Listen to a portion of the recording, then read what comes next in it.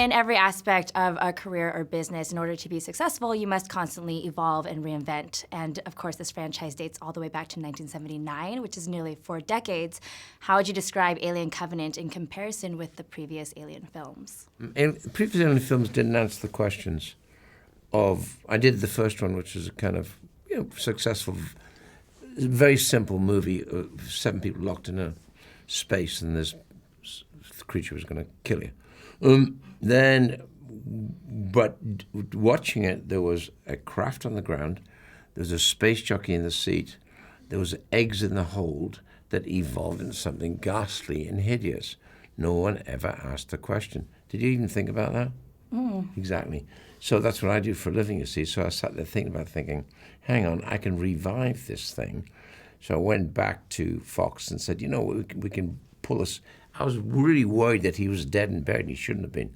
So hence we dug up Prometheus, started all over again, evolved into a small alien at the end, which is called the Deacon. So there's the beginning of the Hammerhead, and that left lots of questions. So then we devised this into Covenant.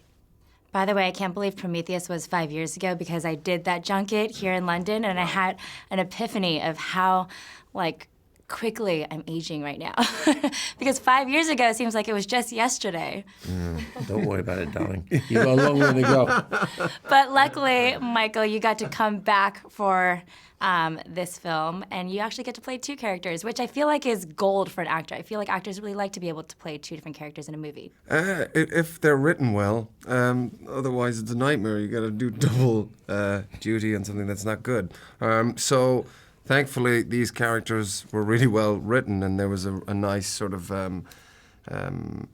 they were sort of at opposites, meaning that sort of, David is very sort of effusive, expressive, even sort of quite theatrical.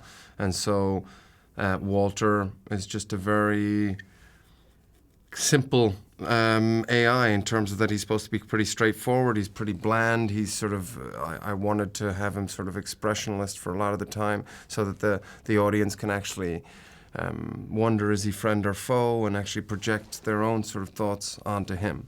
And so it was just about sort of keeping them separating them and compartmentalizing them like that. So then when I sort of went and did David, which a lot of the times we did them on the same day, it was just about sort of getting into the correct headspace. I feel like the general storyline of the movie is very relevant because of recent announcements and plans to colonize Mars or the moon. Do you actually take into consideration real-life news when planning the story? I'm in Martian. So I got to very close quarters with them, JPL, Jet Propulsion Laboratory, and NASA, who were incredibly helpful. So you got a lot of logic out of it. Most of this stuff is really logical, timing and technology, and careful planning. If they had the money, they could land on Mars by 2020, but it's funding.